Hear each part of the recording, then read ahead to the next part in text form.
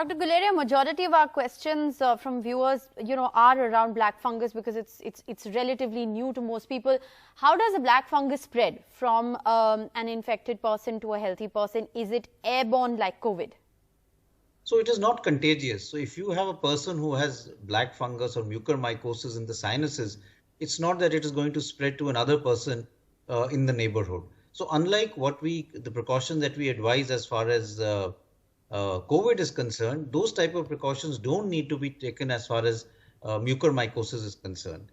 The predisposing factors are basically, like I said, poor control of sugars. So anyone who has underlying diabetes should get his sugar regularly checked and monitor his medication so that it can be adjusted according to his blood sugar.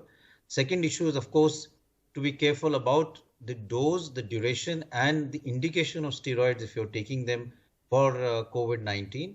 And the fungus is found in the environment, in soil, and at times it is a fungus which can at times be normally present as a commensal, as we say sometimes in the nose, but it doesn't cause invasive infection unless you have these predisposing conditions.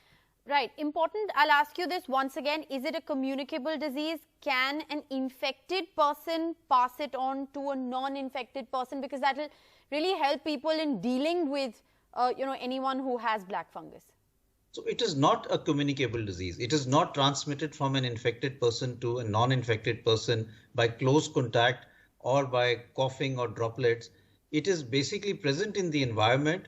And if you are having a predisposed condition, then you are at a higher risk of getting it. Right. Again, it's not that everyone who has these will get it, but because a large number of people are now having COVID, many of them are diabetics and many are getting steroids, the number is more. But it's not that everyone who is a diabetic and everyone who gets steroids is going to get mucormycosis, and it is not incommunicable. Okay, very important clarifications there. Dr. Guleria, unhygienic oxygen therapy, is that something that could lead to the spread of black fungus? What should patients be watchful about? And are there any special precautions that need to be taken in cases of home isolation?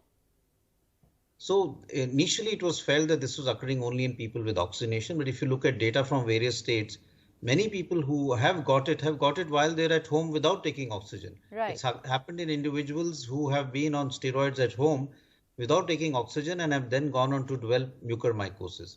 So oxygen is not a risk factor, and there's been some unfounded news that it is basically because of industrial oxygen. That is also not true, because most people who got it have got it from places where medical grade oxygen was being given.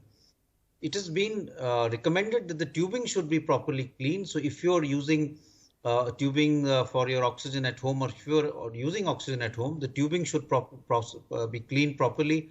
You could use sodium hypochlorite, or even using a disinfectant, using a tub, put the tubings in that tub and keep it for some time so that it gets sterile, and then you can wash it with water and then use it. The water that was used for humidification, just to be on the safe side, one would say that use sterile water rather than tap water. But there is again not much data to suggest that is a risk factor as far as mucormycosis is concerned. So that's an important clarification, because you're saying that even in patients who were not necessarily on oxygen therapy, even those patients have been diagnosed with mucormycosis.